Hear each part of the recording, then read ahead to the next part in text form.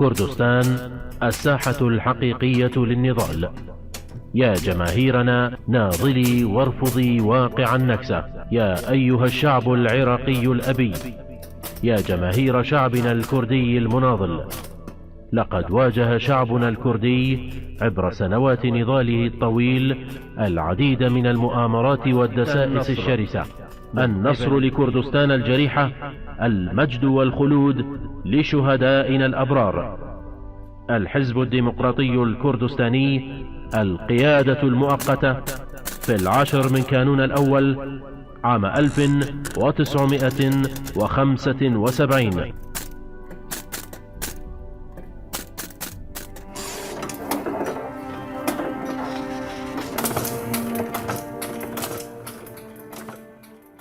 ئیسا ئەحمەد شەمۆ لە ساڵی 1950 لە دەڤەری سندیان لەدایک بووە. لە مانگی گوڵانی 1967 پەیوەندی بە شۆڕشی ئەیلولەوە کردووە و تا ساڵی 1975 پێشمەرگە بووە. لە دوای نوسکۆی ساڵی 1975 لەگەڵ خانەوادەکەی ئاوارەی ئێران بووە، بەڵام بەناچاری بۆ ماوەی 2 مانگ دەگەڕێتەوە بۆ زاخۆ دوای ئەوەی هاوژینەکەی لەلایەن حکومەتی عێراقەوە دەستگیر دەکرێت. لە 8 حوزەیرانی ساڵی 1976 لەگەڵ پۆلێک پێشمەرگە بەشداری یەکەم چالاکی سەربازی دژی حکومەتی عێراقی دەکات. دواتر لە دەیان چالاکی دیکەدا بەشداری دەکات. ساڵی 1979 بەشداری کۆنگرەی نۆمی پارتی دەکات. ساڵی 1981 تا 1992 لەگەڵ پارتی گەل کار دەکات. پاشان لەگەڵ بەشێکی زۆری ئەندامانی پارتی گەل دەگەڕێتەوە نێو ڕیزەکانی پارتی دیموکراتی کوردستان و درێژە بەکاری سیاسی و سەربازی دەدات. ئێستا خانە نشینە و لە زاخۆ دەژیت.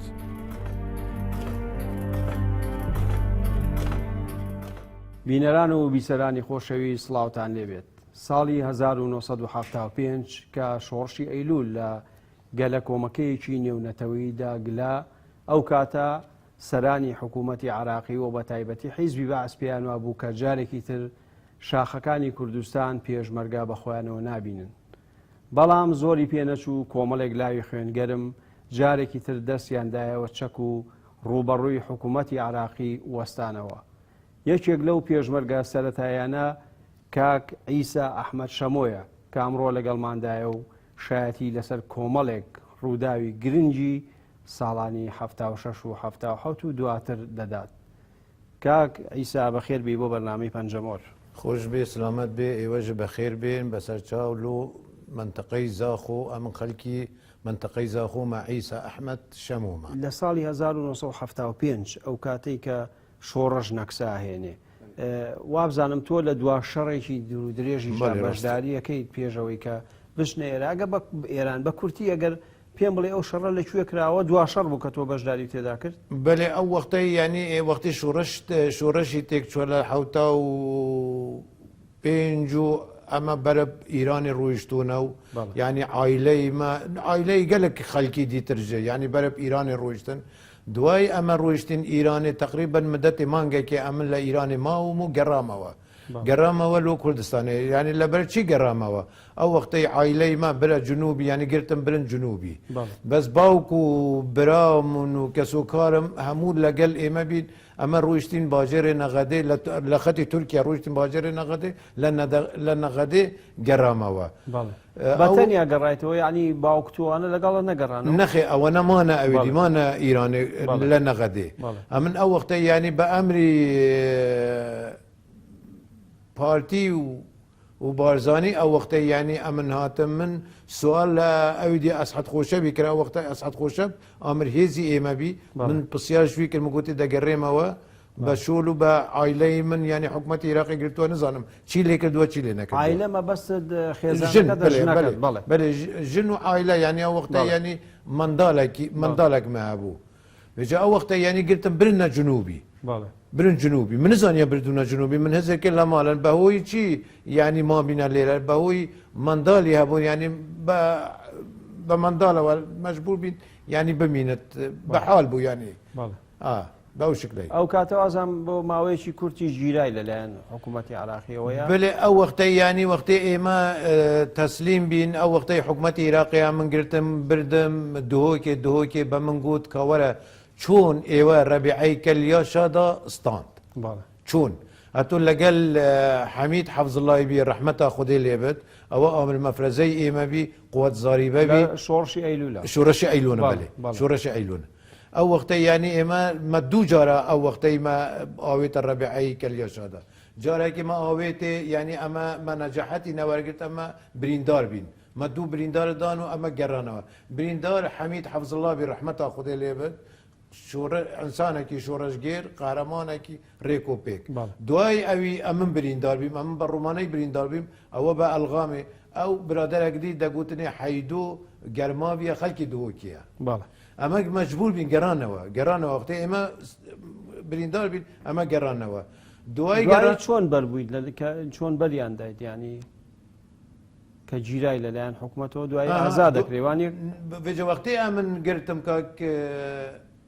ئەمن گرتم بردی ناویدی بە تەوەستی برادرانی خەلکی منتەقەی خۆمان ئاغا و ئاغاوەتی هەبین ئەو وەختەی خەلکی ینی لەگەل حکوومەتی عێراقیژا بین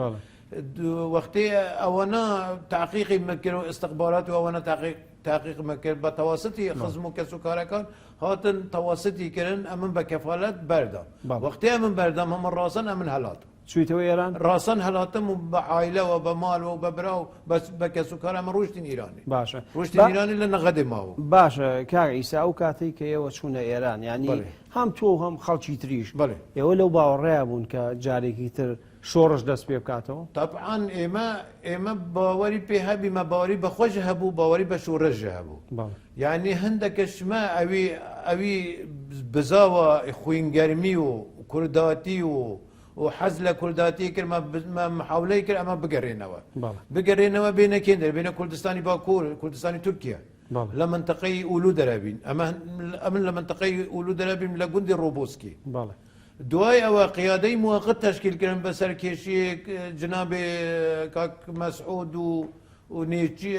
ئەدریس و ڕەحمەتی مەڵا مستەفا و ئەوەنا ینی دروستەکردن و ئەمە هەناتین قیادە هەناتە لۆ خەتی سووریە و سووریە هاتە لۆ کوردستانی تورکیا لە قیادەی موقت لە ساڵی 1976 کەواتە ئێوە تۆ بۆ خۆت ینی وەکو بۆ ئەمری پێشمەرگایەتی گەڕایتەوە یاخود بە مەبەستێکی تر بوو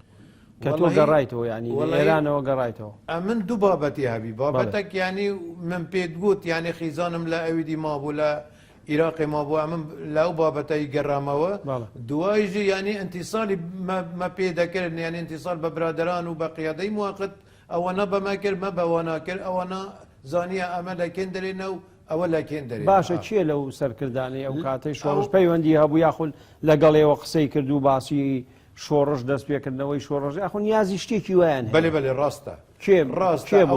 ینی جەهوەر نامق بوو ئەو وەختەی کەریم شنگاری بوو ئەو وەختەی سامی بوو ینی سامی ئەو وەختەی سکرتێر بوو سکرتێری قیادی موقت بوو ئەوان پەیوەندی لەگەل مەکرد و مە لەگەڵ واناکرد و لەگەل هەندێک کادری دیتر يعني السيد حميد بي وأبو عنتر بي ومصطفى مزيري بي وعبد الرحمن بيداوي بي يعني أوجل منطقي بارزان بي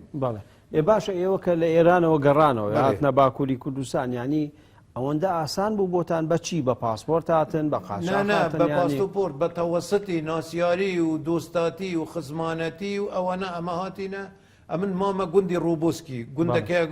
منتەقەی ئولو دەرە ئەمن لە گوندی ڕۆبۆسکی بە تەوەستی ئاموزا و دۆستاتی و خزمانەتی و خاڵ و خوازاتی ئەمن لەوێ مام دوای ئەوانە ئەنتیساڵی بە من کرد ئەمن ڕۆیشتم نەک ئەوانە و مایەک و دوو دیت و ئەمە تەنزیم کرین و بە ڕێک و پێکی خستین و دوای 76 ئێمە داخلی ئەویدی داخلی کوردستانی بین بە مانگی 6 باشە ئێمە باسی ئێواکەین بەڵام ئێوە وەکو تاگە هاتن بە کۆمەڵ بوون یعنی یەک دو سێ هاتن تۆ بۆ خۆت لەگەڵ چی گەیشتیتە باکووری کوردستان بەتەنیا هاتی ئەمن بەتەنیا هاتم و ئەمن بەتەنیا هاتمە ینی کوردستانت ئەویدی کوردستانە باکوور ینی لە گوندی ڕۆبۆسکی مام هەر ئێک تەک هات ینی ئەو وەختەی وقتی دستی پێکردن و ینی کتکتە هەناتن هەندێک بە تەریقی پەستەپۆرت و سووریا هاتن هەندێک بە تەریقی ئیران و تورکیا هاتن بە پێە و بە ناسیاری بەڵێ باشە ئێوە هیچ مەسەلەن ئەو سەرکردانی کە لە ئێران بوون ئەو کاتە کاک مەسعود و کاگی دریس و ئەو خەڵکانەی تر هیچ پەیامێک نامەیەک شتێکیان بە ئێوەیە ئەنارد بۆ کوردەکانی باکوور یاخود بۆ ئەو ئەوانەی کە لەو منتیقەیە بوون بۆی هاوکاری تامکەن باسی دروستکردنەوەی شۆڕش و دەست پێکردنەوە ئەو وەختە ینی ئەنتیساری لەگەلێک هەبوونە ینی ئەو وەختە ئەنتیسار لەگەلێک هەبینە ئەو وەختە ینی حزبی قوق هەبی ینی لەگەل حزب دیموکراتی کوردستان بوو ینی ئەوانە ژار علاقات لەگەل قیادەی ئێمە هەبوو ینی ئەو وەختەی ئێمە قیادەی ئێمە علاقات لەگەل ئەوانە هەبێ ئینتیسالات لە هەبوون لەگەلێک بەڵێ ینی ئەوان هاوکاریان بەێ هاوکاریەکی زۆر زۆر جددی و ڕێکوپێک و منازمی لەگەلمە ئەمە خوددان دەکردن سیلح بەمەدان نەفەر بەمەدان هاوکاری مەکردن حتا ئەمر دەرکەت ینی دەست بە عملیات و داخلی کوردستانی ببن بە مەفرەزە بەڵێ کەواتە پێش ئەوەی کە تۆ بگەڕیتەوە کێ لە کادریا خۆ سەرکردە دیارەکانی قیادەی مۆقەت و پارتی گەڕابوونەوە ئەو وەختی ینی بۆ گەڕانەوێ پێش تو ینی پێشەوەی کە تۆ بگەڕیتەوە بۆ یاخود ئەوەنە هاتن سووری بەڵێ ئەوەنە هاتن سووری لە سووری داخلی لە سووریا داخلی کوردستانی تورکیا بین بەڵێ لەبیری ماوە چ ڕۆژ و مانگێک و ساڵێک چوویتە ڕۆبسکی گەیشتی ئەمن یا حوتا و پێنج مانگی حوت ئەمە بە ئایلە ڕۆشتین دوای ئەمن گەڕامەوێ ینی مانگی هەشت ئەمن گەڕەمەوە ڕووبوسکی گەڕەمەوە ڕووبوسکی ئەمن ساڵێکی تقریبان ساڵێکی مام تا حوتا و شش مانگی شش باری مانگی شش ڕۆژی هەشتی مانگ یعنی ئەمە داخلی کوردستانی عێراقی باشە بەڵام ئێوە پێشەوە ینی ئەوە ساڵێکی پێچێت ئەو ماوەیە ئێوە پەیوەندیتان لەگەڵ چیا بەست یاخود چیتان کرد ئەو ماوەی کە لەوێ بۆ وەختی پێشەوەی بگەڕێنەوە بۆ باشووری کوردستان چیتانەکە تەنزیمتان ئەو وەختەی ینی یەک و دوو دیتەوە تەنزیمی دەست بە تەنزیمی کرد ئەو وەختەی ینی بە ناوی تەنزیمی بە ناوی قیادەی موقت بوو ینی معنیان ناوی قیادەی موقتچی بە ئەو وەختەی کنگرەی نەداوەتەکردنی قیادەیەک ینی حاضرێکین بە سەرۆکاتیە کاک مەسعود و ئیدریس و ڕەحمەتا خودی لێبەتن ینی هەناتن کوردستانی تورکیا و سووریا هاتن ینی کوردستانی تورکیا ئێمە چەندێک لەوێ بوون مثلەن محەممەد خالد لە سووری بی حەمید شەریف لە تورکیا بی ئەمن لە تورکیا بی ئەو برادرانی دیتر ئەمەر لە عەلێ شهید بی ڕەحمەتا خودی لێبێت ئەوە لە تورکیا بی مستەفا لە تورکیا بی برادرانی حەسەن کێستەی لە تورکیا بی ئەوەنە ئەنتیساڵ بەواناکردن ینی جەم و جوولیکردن و حازرکردن گوتی وەرن بەڵام کەواتە پێشەوەی ئێوە بگەڕێنەوە بۆ باشووری کوردستان ئێوە لە باکووری کوردستان مەقەڕۆشتان هەبوو شوێنتان هەبوو بارەگا و مەقەڕۆشتیوە نەخێمە ئەول مەقەڕ نەبوو ئەول ینی ئەمە لە ماڵی خەلکێ بین و مەقەڕ نەبوو پاش دوای هەفتا و شەش و ئەمە داخل بین ینی ئەو وەختە یانیمە بنگەهەک دەینات لە منتەقەی کۆمەتە منتەقەی قوشیر ئەمە لەوێ دەینان ئەو لە ماڵی خەلکێ بوو لە ماڵی خەلکی باشوورە یا باکوورە ینی باکوورە کوردستانی تورکیا بەڵێ منتەقەی چەلیە بەڵێ یعنی لەوێ بارەگاتاندا بڵێ لەوێ بارەگان دەنی بارەگایەکی کچکە ینی ئەو بارەگا ینی دەمان مانگێکی جێگایەکێمان مانگی دیتر بەگواز مەبەت دەگواز جێگاک دیتر بەر تورکیا بەڵێ چێ بەرپرسی ئەو بارەگایی یەکەم بوو ئەوەی کۆماتە ئەو وەختەی ینی جەوەرنامق لەوێ بوو کەریم شنگاری لەوێ بوو ئەبوو ئەنتەر لەوێ بوو سەید حەمید لەوێ بوو کۆمەلێک عەبدوڕەحمان ساڵح لەوێ بوو عەبدوڕەحمان ساڵح دوای هەفتا و حەوت هات ئەو دکتۆر کەمال و مەجید ڕزگاری و حتا زەعیم عەلیش لە منتەقەی بەرواریابی زەعیم عەلی ئەو وەختەی لە منتەقەی بەرواریابی ئەوەش حاضر بین ینی مەفرەزەیەک ئەوەنەش دروست بین و منتەقەی ئامیدی و ئەوانە باش ئەو خەڵکی باکووری کوردستان خۆ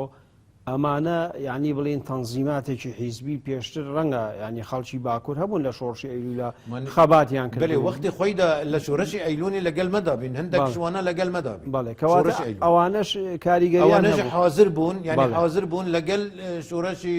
گولان ئەوەنەش حاضر بوون ینی ئەوەنە حاضر بوون مالیان لەوێ بوون ئەوەنەش انتیسالی پێکردن گوتی برا ئێوەش حاضر بن لۆ خەبات و خزمەت و هەوکاری ئێمە حاضر بوونەوە. بەڵام جگە لە تەنزیم ینی زۆر جار باسیەوەکەن کە ئەڵێن خۆشەویستی مەلا مستەفای بارزانی ژەنڕال بارزانی لە ناو خەڵکی منتیقەی باکووری ئەو منتیقەیە هۆکارێک بۆ بۆی کە هاوکاریەوە بکەن. ڕاستە یعنی بەناوی مەلا مستەفا بارزانی و بەناوی پارتی دیموکراتی کوردستان بیانێ ئەو وەختە خەڵکەکە ینی هەرڕوو گەرم بی و لەگەل ئێمە ڕێککەتن و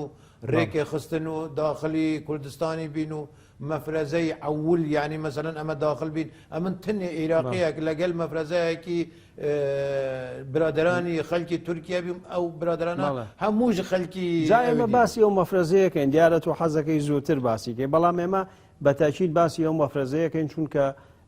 بۆ مێژووی شۆڕشی گوڵان و بە تایبەتی سەرهەڵدانەوەی جارێکی تری خەباتی چەکداری لە باشووری کوردستان گرنجێکی زۆری هەبووە چونکە وەکو جەنابەت باسیەکەی دواتریش